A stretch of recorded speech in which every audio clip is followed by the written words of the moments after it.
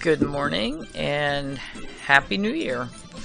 It's a new year, it's a new decade. Sorry we're gone for the 2 weeks over I'd like you to think back. Where were you 1 decade ago as far as in the care of your pets? A decade ago, I think we were doing things much differently. I know that we were doing things much differently. A decade ago, I was already feeding raw food. 2 decades ago, I was not. A decade ago, I was still giving more vaccines to my pets and to my patients than I would feel comfortable with now. A decade ago, I was using chemicals on my pets that I would never use now.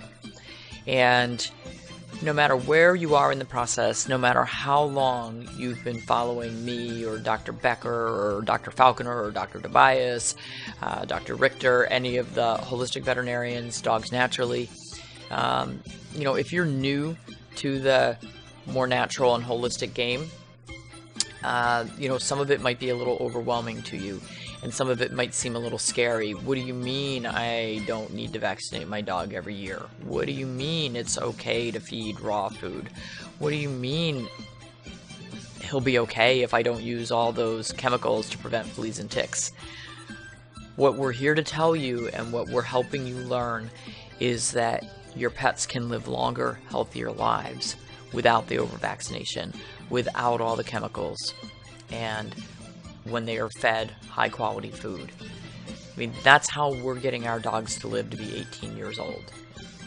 That's how we are seeing the large breed dogs that generally, we used to say that a Great Dane and a Mastiff, if they're in Newfoundland, if they got to 6 or 7, woohoo, we did well. And now I've got patients that are large breeds that are living to be 13, 14, 15, 16. The small breeds are living to be late teens, early 20s. And that's our goal.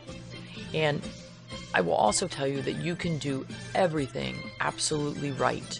As far as, I have holistic clients who would never give their dog a vaccine, would never use a chemical on their dog, and only feed organic food, and yet their dog will still get cancer at age 5. There are some things in this world that we can't predict. There's genetics involved in some things. We have environmental factors that we don't have a lot of control over. So the bottom line is you do the best that you can do with the knowledge that you have. And I think that the knowledge that we have in this decade is so much more than what we had a decade ago in order to bring health and longevity back to our patients.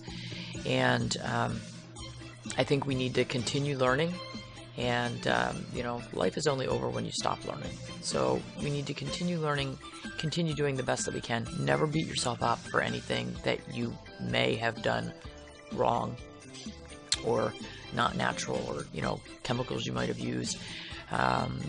People will send me emails. I feel so guilty. I didn't know that using an isoxazoline drug would cause my dog to have seizures and neurologic problems for the rest of its life. I didn't know that it could cause my dog to bleed to death. I didn't know that it could put my dog into liver or kidney failure.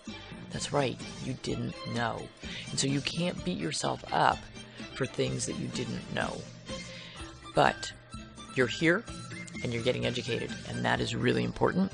And I'm glad you're here, and I'm glad for the support that all of you show to Hugh and I.